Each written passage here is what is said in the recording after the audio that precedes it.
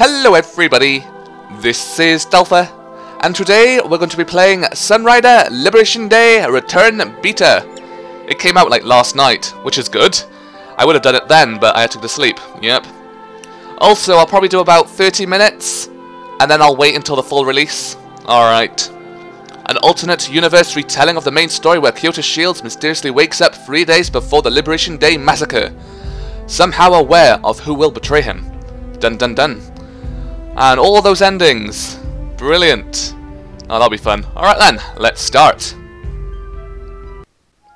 From the moment humanity began to unravel the mysteries of quantum theory, scientists and emperors alike became obsessed with a singular technology. During the search for this holy grail, countless other findings, which would come to greatly aid and terrorize humanity, were discovered. The warp drive, warheads which could level entire continents, faster-than-light communications, even a massive doomsday weapon which could extinguish entire stars, the paradox core.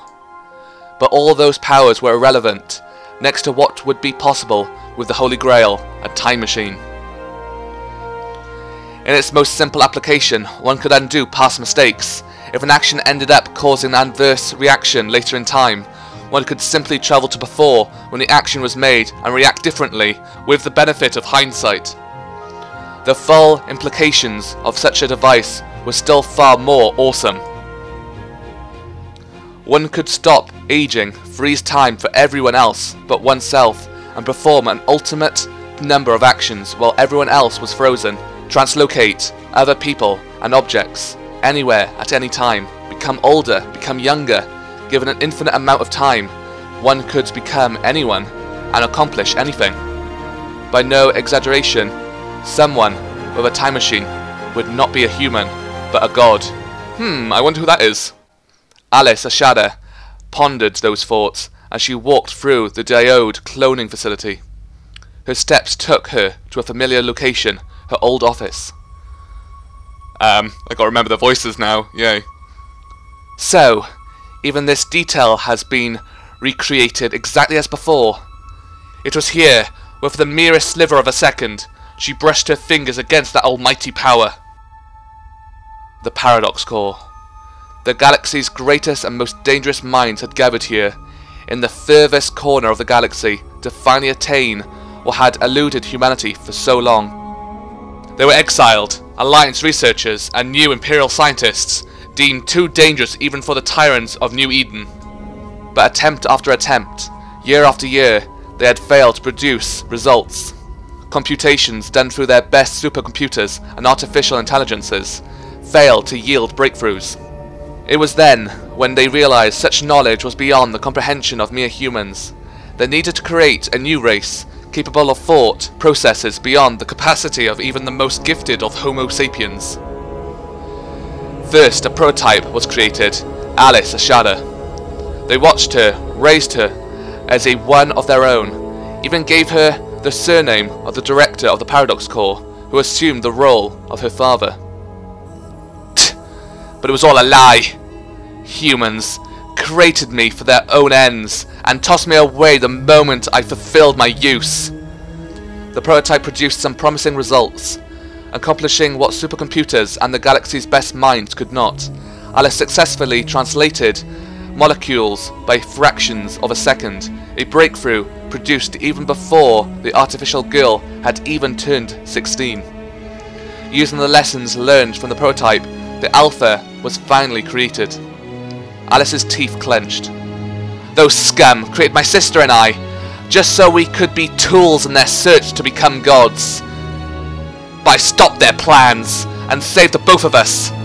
The prototype proved far more difficult to control than her creators believed. She accidentally discovered the truth of her existence. Her belief that she was a normal girl who lived with her caring parents in a research station was shattered that day. The first of many pieces of her sanity which would shatter following that day. Yes, it was here when I struck down my father with my very hands.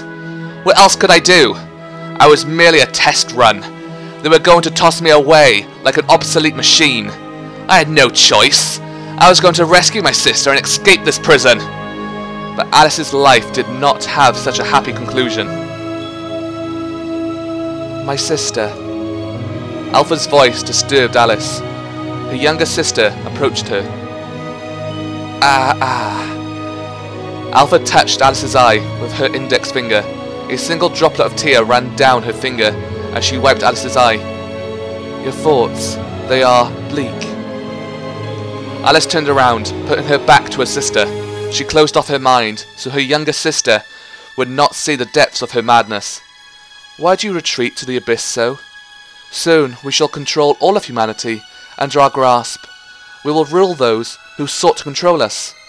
Our spy continues to make great inroads into controlling the would-be saviour of humanity, the mighty Captain Shields. If he continues to follow our plan, then both the Alliance and Pact will unify, and when the Ebon fleet arrives, he will rally the galaxy against humanity's greatest threat. As a result of that conflict, he will become not merely captain, but something far more powerful. And with his greatest love, our proxy, controlling him, we will rule the galaxy from the shadows, constantly leading him down the path we desire. Such is our destiny, no? We were created to be greater than them. No. Human filth, savages. The galaxy would be better if every last trace of them were wiped from existence. Suddenly, Alpha embraced her sister from behind. It will not be long, my sister. You have suffered, but I seek to create a universe where we can finally be safe. Yes! A galaxy where we can be safe. Alice stiffly touched her sister's hand. I will go and create that. This is the only way. My sister is yet naive. She does not understand the threat the humans pose. Alice took her sister's arms off her and walked away by herself. I will return to the front lines, and I am taking that with me. That accursed machine? I will need her for what is to come. Be safe, my sister. I shall return, and when I do, the galaxy shall have changed. With that, Alice Ashada walked into the shadows. Well, technically we are as well, looking at it. Shields tossed and turned in his sleep. Vivid images flashed in his mind. This was different from the other nightmares, the ones he would have of blood-soaked faces at Onges, where that young girl would die again and again.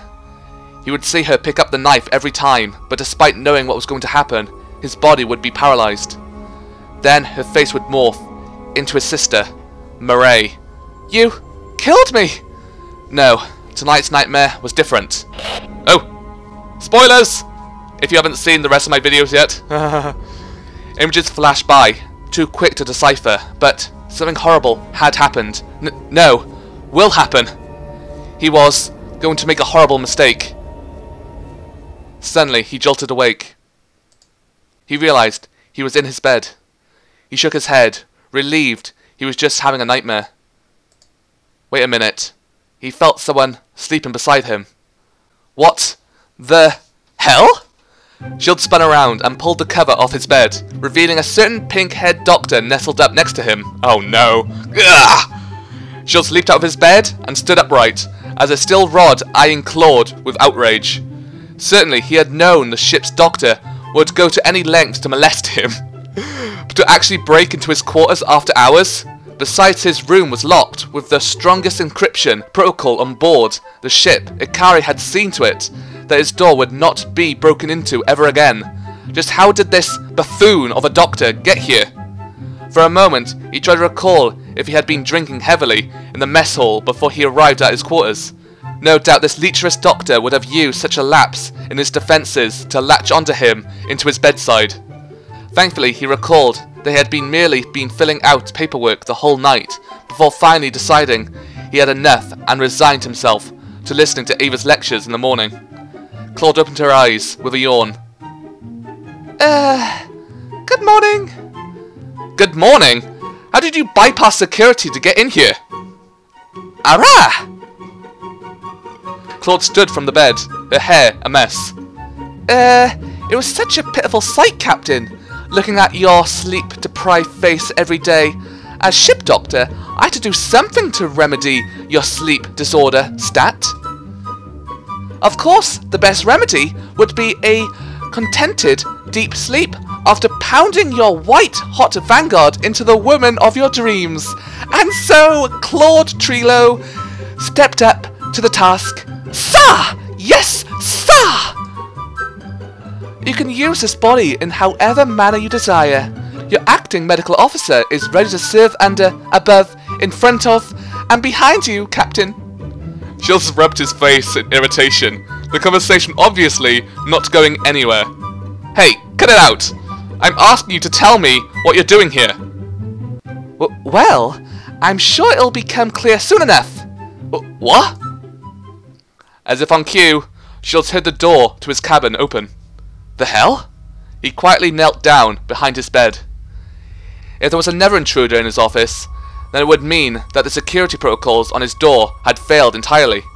He still had bad memories of what had happened the last time someone had broken into his room, and wasn't about to take any chances this time. He quietly reached into his closet and withdrew a concealed pistol. He signalled to Claude to hide behind him. Shields grimaced when Claude gripped onto him from the behind, her massive boobs leaving 2 impressions on his back. She whispered into his ear. Captain, actually, the gun won't be necessary. How do you know that? But because... Suddenly, Shields heard Chigara's voice upstairs. Chigara? What was she doing in his office at this time? Granted, someone as talented as her could easily crack Kari's security protocols, but why would she? Suddenly, he felt something tear through his psyche, as if a bullet had just gone through his temple. Chigara! She... But what he saw next completely shattered the remaining bits of his mind. Come on, before the commander sees us. It was... him. Oh. Okay. How is he gonna get rid of these two, though? I mean, is he gonna, like, lock them inside his cupboard or something? Or something like that. I don't know what he's gonna do. Shields watched, his jaws agape, as his identical clone took Chigara's hand and plopped her on top of his lap on his desk. What was going on? Even though his first instinct was to barge into Chigara and his clone's little romantic rendezvous, gun in hand, he demanded answers. His military training kept him firmly hidden behind his bed, looking for an escape route. He racked his brain for a possible explanation for this bizarre turn of events. Could this be a packed plot? Did they embed a spy wearing a hollow mask to impersonate him? No, that would never work. First off, anyone boarding the ship was subjected to a full DNA scan. Then, could it be the prototypes? That seemed a possibility, as they had a massive army of clones. Could they have acquired his DNA sample somewhere? All it would take to breed a second Kayto Shields would be a strand of his hair, left somewhere, unwittingly, by him. But it would still take a lifetime of training for a clone to successfully imitate him, and there was no way someone as intimate with him as Chigara would fall for a trick like that so easily. He had to calm his racing mind for now. He had to escape detection and alert ship security, or something. He racked his brain for what the proper protocol for dealing with the doppelganger of the ship's captain was, but for some reason he couldn't remember being taught anything about it during his training at the Space Force Academy. Perhaps he had slept through that one. Of course, the ship's design had left open a number of secret escape routes he could use to leave his room. A warship was inherently dangerous locality, and so a large number of concealed passageways crisscrossed the ship so that the crew would not be stranded in the event the ship lost structural integrity. Shields slowly opened his closet and tore off the carpeting below, exposing an access gate to a tunnel leading to Deck 0. To his relief, the gate still accepted his command after he swiped the ID chip located on his sleeve on the security scanner. He opened the gate and motioned for Claude to follow him. After climbing down the tunnel, the pair dropped down from the ceiling onto the floor of the hallway. Shields immediately turned to Claude and interrogated her for answers. It seems like you have a better idea than I do about just what the hell's in name is going on here. I want answers, Doctor. Tee-hee-hee. Well, this is a surprise. You really don't remember anything? I can remember everything just fine. I'm Captain Kayto Shields of the assault carrier Sunrider. We arrived at Sierra yesterday to take part in the critical operation to liberate our homeworld from Pact, Loyalists, forces in conjuration with the Alliance combined fleet. But can you remember what happened after that?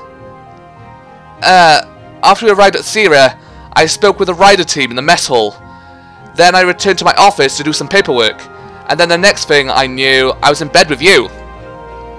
Arrah! So you have no memory of what happened after the operation? What the hell are you talking about? How would I know what happened after? The operation hasn't even begun yet. It appears you're suffering some memory loss, thanks to your first temporal translocation. But don't worry, in just a few hours, all your memories of what happened will return. Jill's brain spun at a disturbingly high frequency at what Claude was implying. Temporal translocation? Memory loss? He had known Claude was the ditz, but this was on an entirely different level from her usual antics. There was no question something out of the galaxy was happening though. He had just witnessed his body double flirting with Chigara, as if it was the most casual thing in the world. He closed his eyes and tried his best to remember just how he had got here. Those images again. Bloody flashes of horror flashed in his head. He had no idea where they took place or when, but he knew Chigara was somehow involved.